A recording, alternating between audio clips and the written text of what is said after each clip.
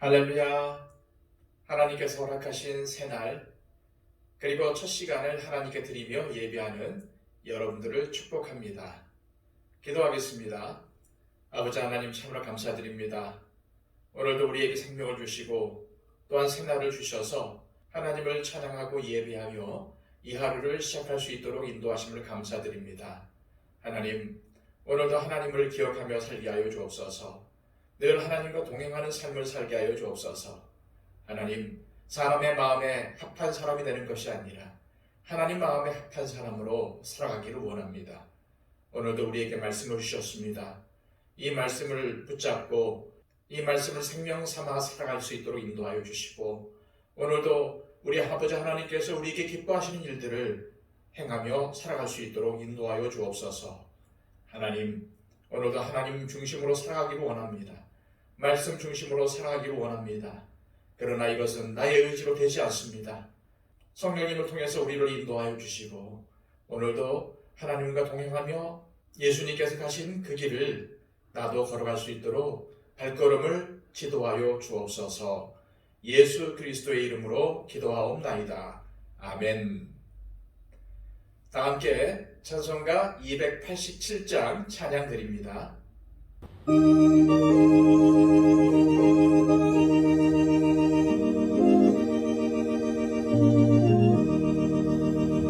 예수 앞에 나오면 죄사함 받으며 주의 품에 안기어 편히 쉬리라. 우리 주만 믿으면 모두 구원 얻으며 영생 복난 멸류관 확실히 받겠네. 예수 앞에 나와서 은총을 받으며 마음의 기쁨 넘치어 감사하리라. 우리 주만 믿으면 모두 구원 얻으며 영생 복난 멸류관 확실히 받겠네. 예수 앞에 설 때에 흰옷을 입으며 밝고 빛난 내 집에 길이 살리라. 우리 주만 믿으면 모두 구원 얻으며 영생 복난 멸류관 확실히 받겠네. 이 시간 우리에게 주시는 하나님의 귀한 말씀은 신약성경 고린도후서 11장 5절에서 6절까지의 말씀입니다. 신약성경 297쪽입니다. 나는 지극히 크다는 사도들보다 부족한 것이 조금도 없는 줄로 생각하노라. 내가 비록 말에는 부족하나 지식에는 그렇지 아니하니 이것을 우리가 모든 사람 가운데서 모든 일로 너희에게 나타내었노라. 아멘. 구원의 길을 가는 데 있어서 믿음이 중요하다는 것은 강조할 필요가 없습니다. 그 믿음이 우리를 구원으로 인도하기 때문이죠. 그래서 예수님을 구주로 믿는다는 것은 엄청난 축복입니다. 하지만 믿기 시작했으면 그 믿음을 지키는 것이 더 중요합니다. 그래야 완전한 구원에 이룰 수 있기 때문입니다. 그런데 이 믿음이 과거의 일이면 안 됩니다. 나도 전엔 신앙생활을 잘했다는 것은 전혀 의미가 없는 말입니다. 중요한 것은 지금도 믿고 있어야 합니다. 그래야 구원을 받을 수 있는 것이죠. 하지만 세상에는 믿음을 흔들리게 하는 유혹들이 너무나도 많습니다. 그러다 보니 유혹에 넘어가서 신앙을 버리는 사람들도 있지요. 그런데 비록 신앙생활을 하고 있어도 잘못된 믿음 생활을 하는 사람들도 있습니다. 내가 신앙의 자리를 떠나 있으면 적어도 나는 믿음이 없다고 생각할 것입니다. 그러나 교회를 다니고는 있지만 잘못된 믿음 생활을 하는 경우는 자신은 믿음이 있는 성도라고 생각하며 살 것입니다. 하지만 믿지 않는 사람이나 잘못 믿는 사람이나 결과는 같습니다. 구원을 받지 못합니다. 그래서 믿는 것도 중요하지만 잘 믿는 것은 더 중요합니다. 고린도 교회에 가만히 들어온 거짓 교사들 때문에 거짓 복음에 미혹된 성도들이 구원의 자리에서 멀어지는 일들이 벌어지고 말았습니다. 그래서 바울은 너무나도 속이 상해 있었죠. 그래서 바울은 10장과 11장을 통해서 강한 어조로 질책한 것입니다. 바울이 이렇게 강하게 책망한 이유가 무엇이었습니까? 거짓 복음을 전하는 자들과 그런 자들의 말에 속아서 그릇된 복음을 따르는 자들 때문이었습니다. 그들에 의해서 복음의 진리가 왜곡되고 있었기 때문이었습니다. 어느 교회에 한 청년이 있었습니다. 이 청년은 함께 교회 학교 교사로 섬겼던 다른 청년이 이단에 속한 사람이었다는 것을 알았습니다. 이단에 빠진 다른 청년이 교회 관계자 몰래 학생들을 모아서 그릇된 신앙 교육을 하다가 적발이 된 것입니다.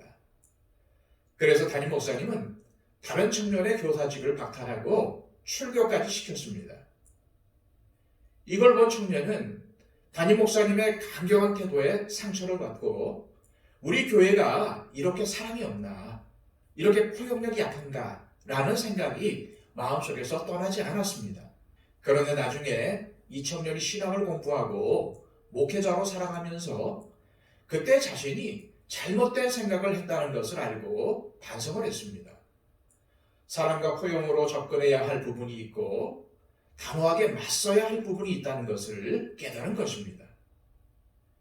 교회는 모든 일을 사랑으로 해야 합니다. 용서하고 품어주는 것은 당연한 도리인 거죠. 하지만 끝까지 진리를 거부하고 자신의 신앙이 옳다고 주장한다면 이것은 포용으로 접근해야 할 문제가 아니라 출교시켜서라도 진리를 바로 세우는 게 맞는 것입니다. 우리는 진리를 왜곡시키고 변질시키려는 사탄의 세력이 있다는 것을 항상 명심해야 합니다. 바울은 뱀이 하와를 미혹해서 하와가 하나님의 뜻을 어긴 것처럼 고린도 교인들도 거짓 교사들의 유혹에 넘어가 구원에서 멀어질까봐 걱정이 컸던 것입니다. 실제로 이런 일이 고린도 교회 안에서 벌어지고 있었기 때문에 바울은 11장 4절 말씀에서 교회에 거짓 교사들이 들어와서 자신이 전하지 않은 다른 예수를 전해도 잘 받아들인다며 한탄했던 것입니다. 이런 상황에서 바울은 어쩔 수 없이 자기를 내세우지 않을 수 없었습니다. 그래야만 거짓 교사의 미혹에 넘어간 교인들이 다시 바울이 전한 복음에 귀를 기울일 것이라고 판단을 했기 때문입니다. 그래서 그는 성도들에게 이렇게 말합니다. 5절 말씀입니다. 나는 지극히 크다는 사도들보다 부족한 것이 조금도 없는 줄로 생각하노라. 그런 다음 그가 고린도 지역에서 어떻게 복음을 전했는지 밝힙니다. 6절입니다. 내가 비록 말에는 부족하나 지식에는 그렇지 아니하니 이것을 우리가 모든 사람 가운데서 모든 일로 너희에게 나타내었노라. 바울의 대적자들은 바울의 편지는 힘이 있지만 직접 말을 들어보면 말 주변도 없고 힘도 약하다고 했습니다. 그러자 바울은 나는 그들의 주장대로 말에는 부족할지 모르겠다라고 인정을 합니다. 하지만 다른 것은 몰라도 이것만은 확실하다고 했습니다. 자신이 고린도 교인들에게 전한 지식만은 올바르다는 것입니다. 무슨 지식일까요? 하나님을 아는 지식입니다. 예수님이 누구신지에 대한 지식, 즉 복음에 관한 지식입니다. 그는 자신의 말이 설령 어눌하게 들릴지라도 자신이 전한 하나님을 아는 지식만은 진실된 것이라고 한 것입니다. 여러분들은 설교를 들을 때에 무엇을 가장 중요한 기준으로 보십니까? 얼마나 설교자가 말을 조리 있게 잘하는가, 얼마나 감동이 있고 재미있게 말을 잘하는가, 이런 것들을 보십니까? 아니면 바른 가르침을 전하고 있는가를 보십니까? 무엇이 우리를 구원으로 인도합니까? 설교자의 겉모습이나 말재주입니까? 아니면 설교자가 전하는 말씀의 내용입니까? 사람의 말입니까? 아니면 하나님에 대한 바른 지식입니까? 우리에겐 하나님을 아는 바른 지식이 필요합니다. 아무리 설교가 감동적이고 호소력이 있어도 설교의 내용이 그릇되어 있으면 그 말씀을 듣는 사람들의 신앙이 왜곡이 될 것입니다. 종교개혁이 왜 일어났는지 아십니까? 당시 교회가 말씀을 왜곡되게 전했기 때문입니다. 그래서 성도들의 신앙이 엉망이 되었고 교회가 타락한 것입니다. 종교개혁자들이 외친 개혁의 3대 정신이 뭐였는지를 아십니까? 오직 성경, 오직 믿음, 오직 은혜였습니다. 우리 사회도 보십시오. 얼마나 많은 정보가 넘쳐나는지 모릅니다.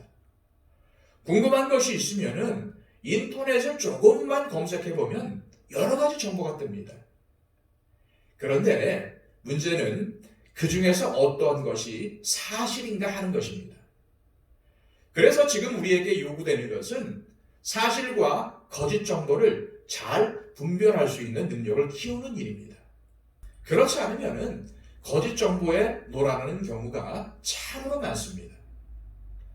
신앙생활도 마찬가지입니다. 우리는 기독교 방송이나 유튜브 등을 통해서 얼마나 다양한 설교자들의 설교를 들을 수 있는지 모릅니다. 물론 설교자들이라면 말씀을 바르게 전하려고 힘쓸 것입니다. 하지만 그렇더라도 모든 설교자의 메시지를 무분별하게 받아들이는 것은 주의해야 합니다. 이것은 참으로 쉽지 않은 일입니다. 신앙을 전공한 사람들도 자칫하면 혼동을 일으킬 수가 있기 때문이죠. 그렇다면 우리는 어떻게 해야 할까요? 무엇보다도 먼저 성령님의 도우심을 구해야 합니다. 다음으로는 내가 듣고 싶은 말을 들으려고 하지 말고 조금 불편하더라도 하나님의 말씀을 바로 듣겠다는 결단이 있어야 합니다. 내가 구원의 길을 가기 위해서 쓰더라도 하나님의 말씀을 받아먹겠다는 의지가 있어야 합니다. 무엇보다도 바른 신앙 지식은 하나님과 더 친밀하게 하며 예수님만이 구원자이시라는 진리를 더 강하게 붙들게 하고 성품을 변화시키며 교회를 하나 되게 합니다. 복음에 대한 열정을 불러일으킵니다. 바울이 고린도 교회를 개척하며 섬겼을 때에는 이러한 변화가 고린도 교인들 안에 있었습니다. 왜입니까? 하나님을 의지하며 바른 지식을 가르쳤기 때문입니다. 그러나 거짓 교사들이 교회에 침투한 지금 바울은 그릇된 신앙 지식이 고린도 교회를 또다시 병들게 할까봐 염려가 컸던 것입니다. 오늘 본문은 바울의 이러한 심정이 드러나 있는 것입니다. 이 시간 기도하실 때 하나님, 우리에게 참과 거짓을 분별할 수 있는 영적 분별력을 주시고 하나님을 바로 아는 신앙 지식을 더하여 주옵소서. 무엇보다 나의 신앙을 살펴볼 수 있는 안목을 주셔서 잘못된 신앙의 모습을 버리고 주님의 말씀을 사모하며 말씀에 순종하는 참된 신앙의 모습을 유지하게 하옵소서. 또한 우리가 목회자들의 설교를 들을 때 목회자들의 설교를 평가하는 관중이 아니라 하나님의 말씀을 듣는 예배자임을 기억하며 나에게 주시는 말씀으로 받게 하옵소서라고 기도하시기를 바랍니다. 그리고 또한 우리 가운데 육신의 약함과 또 질병 가운데 있는 분들을 위해서 중보해 주시기를 바랍니다. 그리고 여러 가지 고난과 어려움 가운데서 눈물로 기도하는 우리 형제 자매들을 위해서도 중보해 주시기를 바랍니다. 그리고 또한 우리 더처치가 하나님의 마음에 합한 교회로 거듭날 수 있도록 인도해 달라고 기도해 주시고요. 그리고 한국 교회의 부흥과 회복을 위해서 기도해 주시기를 바랍니다. 오늘도 말씀을 들고 저 세계 가운데 가서 복음을 전파하는 선교사님들의 사역을 위해서 기도해 주시고요. 세계 곳곳에서 전쟁이 그치고 하나님께서 주시는 참 평화가 임하게 해달라고 기도해 주시고요. 그리고 또 튀르키예와 시리아의 난민들을 위해서도 중보해 주시기를 바랍니다. 우리 다 함께 기도하겠습니다.